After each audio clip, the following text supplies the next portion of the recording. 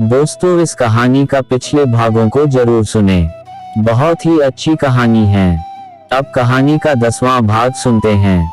शादी के 2 साल होने के बाद भी जब कमली के बच्चा ना हुआ तो उसके ससुराल वालों ने उसके पति की दूसरी शादी करने की बात शुरू कर दिया। कमली चाहकर भी कुछ नहीं कर सकती थी। कुछ दिनों बाद ही जिस बात का कमली को डर था, आखिर में वह हुआ। उसके ससुराल वालों ने उसके पति का रिश्ता दूसरी जगह तय कर दिया। दूसरा रिश्ता तय होने के बाद उसका पति अब उससे सीधे मुंह बात तक नहीं करता था। वह अपने माँ बापू के साथ ही उनके कमरे में सोता था। सभी घरवाले अब कमली के साथ जानवरों जैसा व्यवहार करते थे। कमली अपनी सब कुछ सहन कर भी अपना पत्नी धर्म निभा रही थी। आखिर में वह दिन भी आ गया जब कमली की सौतन दुल्हन बनकर उस घर में आ गई। सभी घरवालों ने कमली की सौतन का काफी लाड प्यार करते। कमली की हालत अब नौकरों से भी बदतर हो गई थी। कमली घर का सारा कामकाज करती और दिन भर सभी घरवालों के ताने सहन करती। उसकी सौतन भी कमली के साथ बुरा सलूक करती थी। धीरे धीरे दिन गुजरने लगे और शादी के 2 महीने बाद ही कमली की सौतन के पैर भारी हो गए।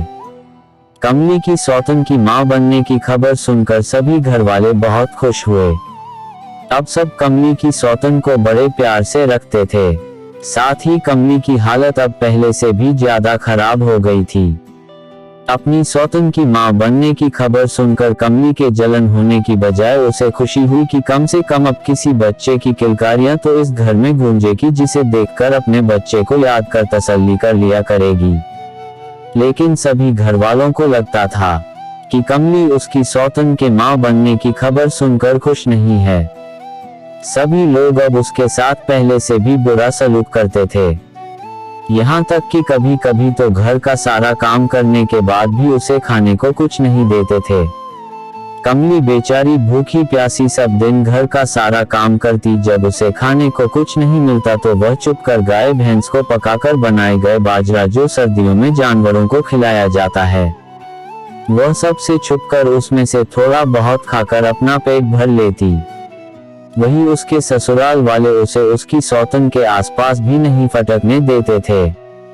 दोनों नहीं चाहते थे कि कमली का साया भी उस पर पड़े। सभी लोग, यहाँ तक कि गांव के लोग भी अब कमली की सूरत देखना अपशगुन समझते थे। गांव की सब औरतें उसे बांझ कहती थी। कमली सब कुछ सुनकर भी अनजान बनी रहती। आखिर में वह करती भी तो क्या करती।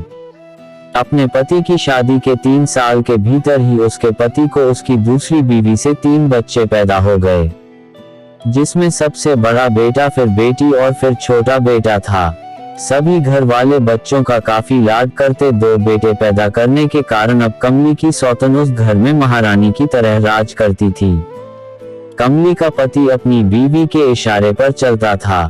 कमली की हालत अब काफी बदतर हो चुकी थी, लेकिन वह यह घर छोड़कर कहीं जाना नहीं चाहती थी, क्योंकि उसे पता था कि वह आखिर में जाएगी भी तो कहां, क्योंकि मायके में उसके भाई जगन की शादी हो चुकी थी। जगन अपनी बीवी के इशारों पर नाचता है। जो भाई पहले ही उसका सगा नहीं था, वह भला अब उसका क्या साथ देगा, यह सोचकर ही कमली के दिल में नफरत भर आती। कमली के माँ बापू अब बूढ़े हो चुके थे। अपने बेटे के आगे उनकी भी अब एक ना चलती थी। धीरे धीरे कमली की सौतन के वह बच्चे बड़े होने लगे। बच्चे भी कमली के साथ नौकरों की तरह सलूक करते थे, लेकिन कमली कभी भी उन पर गुस्सा नहीं होती वाली, बल्कि वह तो उन्हें देखकर मन ही मन खुश होती थी कि कहीं पर यशोधर बाबू के वहां उनका बेटा भी उतना ही बड़ा हो गया होगा। वह दिन भर यही सोचती और भगवान से प्रार्थना करती कि उसका बच्चा सही सलामत रहे। कमली की सौतन की बेटी अब लगभग 18 साल की हो चुकी थी। घर में उसकी शादी की चर्चा चल रही थी।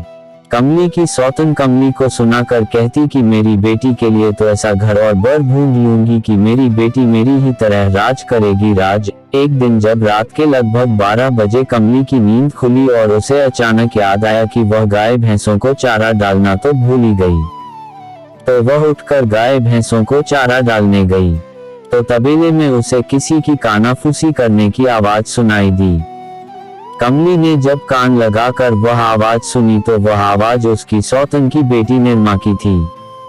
कमली उस आवाज को सुनकर धीरे धीरे उस आवाज की तरफ गई, तो उसने जो देखा उसे देखकर कमली ने शर्म से अपनी आंखें दूसरी तरफ कर ली। कमली की सौतन की बेटी निर्मा गांव के एक शादीशुदा और बदमाश लड़के गोवर्धन की बाहों में थी। तो दोस्तों इसके आगे क्या हुआ, आइए अब सुनते हैं अगले भाग में। तो अगला भाग कल आएगा, तो आप हमारे चैनल को जरूर सब्सक्राइब कर लें। तो मिलते हैं कल। धन्यवाद दोस्तों।